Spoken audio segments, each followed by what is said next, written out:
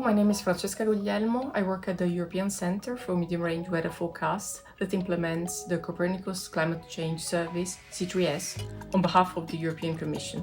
We asked our community what they would like to know about climate change, and I'm happy to answer some of your questions in this video. Well, changes in climate were observed earlier, as well as hypotheses as on the mechanism involved formulated. The concept that human activities could alter the Earth's climate was first proposed in the 19th century. Arrhenius first quantitatively predicted the effects of increased CO2, carbon dioxide, on global temperatures via the greenhouse effect.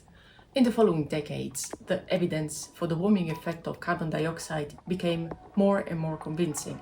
Scientists discovered that human activities could have cooling effects as well as natural causes of global warming were investigated.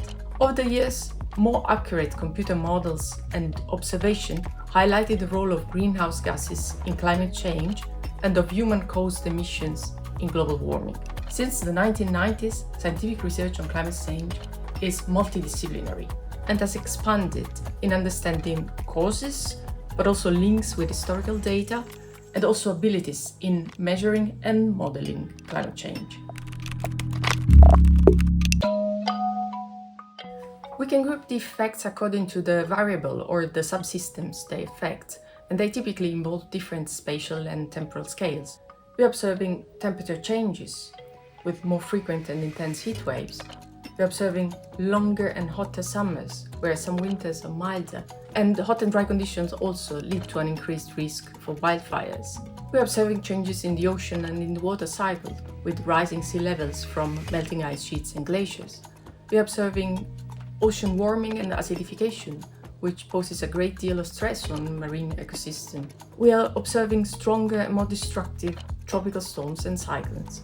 Further on weather extremes, we are observing shifts in rainfall patterns, with more intense floods in some regions, whereas other regions suffer under worsening drought conditions. Overall, more frequent extreme weather events, which also poses an issue with predictability, and some sectors are particularly suffering from that. So, for instance, farming and water management become harder. Understanding how things change over time requires a large amount of data. There's a wide range of direct and indirect methods to acquire and collect data, including satellites and in situ and state-of-the-art computer modeling supported by appropriated infrastructure. Long-term records such as ice and sediment cores or tree rings are also used for long-term changes.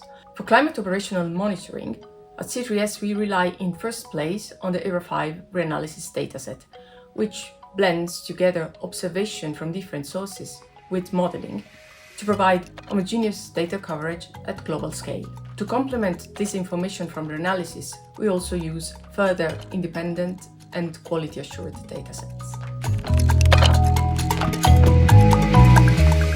The Mediterranean Sea is warming faster and more intensely as compared to some other regions of the global ocean and to the global ocean itself as a whole. Projections show that marine heat waves will become more frequent, intense, and longer lasting. This continued warming poses significant threats to the Mediterranean's ecosystem as well as biodiversity. The excess heat trapped in the ocean, which is over 90% of the excess heat in the atmosphere from human activities, is already contributing to changes, affecting, for instance, ocean currents, with the Antarctic circumpolar and the Atlantic meridional overturning circulation slowing down, sea ice, energy and water exchanges with the atmosphere, as well as marine ecosystems. While humans cannot stop the warming overnight, by cutting emissions, they can slow the rate of warming and contribute to stabilize the temperature.